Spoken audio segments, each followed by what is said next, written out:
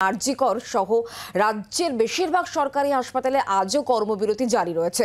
Junior doctor এবং resident ডাক্তারদের কর্মবিরতি চলছে, ফলে আজও ভোগান্তির আশঙ্কাই করা হচ্ছে।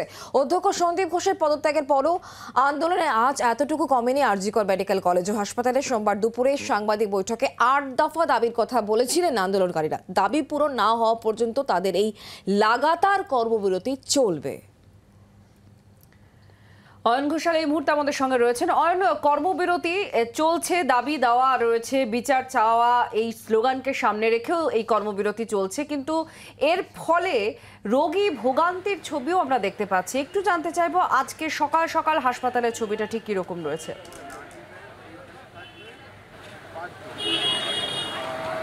24 ঘন্টা আগে গতকাল সকালে যখন তোমাদের সঙ্গে কথা হচ্ছিল, তখন আরজি কর মেডিকেল কলেজ হাসপাতালের যে ছবি ছিল মোটের ওপর সেই ছবিটাই রয়েছে।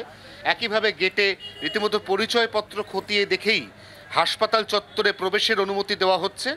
এক্ষেত্রে সিংহভাগ যারা ইনডোর পেশেন্ট, তাদের যে ভিজিটিং কার্ড রয়েছে রোগীর পরিবারের কাছে, সেই কার্ড দেখা হচ্ছে।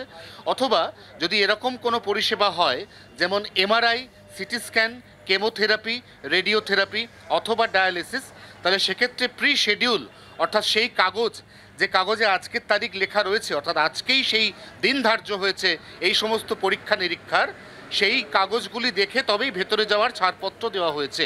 তবে একটা কথা না বললেই নয়, সেটা হচ্ছে ইতিমধ্যেই সিংহভাগ মানুষ যারা কলকাতায় এসে আরজি কর মেডিকেল কলেজ হাসপাতালের আউটডোর বা ইনডোরে চিকিৎসা করার পরিকল্পনা করেছিলেন, তাদের একটা বড় অংশ জানতে পারছেন, বুঝতে পারছেন যে আপাতত আরজি কর হাসপাতালে এসে লাভ নেই।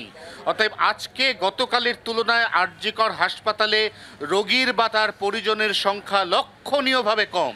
গতকাল এই সময়, অর্থাৎ ঘড়ির কাঁটায় যখন 8টা বেজে গিয়েছিল, আমরা যে ছবিটা দেখছিলাম তাতে এই জায়গাটা, অর্থাৎ বন্ধ হয়ে যাওয়া যে আউটগেট, এই আউটগেটের বাইরে আমরা কমপক্ষে শখানেক রোগী বা তার পরিজন তাদেরকে অপেক্ষা করতে দেখছিলাম, কারণ তাদের মনের মধ্যে কোথাও একটা আশা ছিল যে কিছুক্ষণের মধ্যে বা কয়েক ঘন্টার মধ্যে অচলাবস্থা কাটবে এবং তারা চিকিৎসা করিয়ে তবেই বাড়ি ফিরবেন।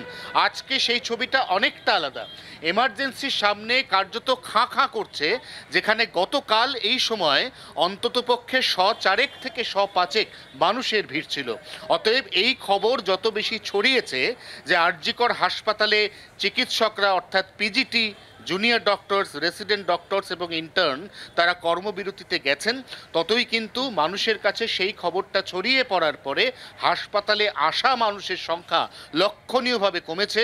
এমার্জেন্সির সামনে ছবিটা আবারও ক্যামেরাবন্ধু তরুণের মাধ্যমে দেখাচ্ছি তোমাকে, তুমি দেখতেই পাবে অনেকটা ফাঁকা। অর্থাৎ মানুষ বুঝতে পারছেন যে এই হাসপাতালে যতক্ষণ না পর্যন্ত অচল অবস্থা কাটছে, ততক্ষণ পর্যন্ত রোগীকে নিয়ে হাসপাতালে গিয়ে চিকিৎসা পরিষেবা পাওয়ার সম্ভাবনা প্রায় নেই বললেই চলে।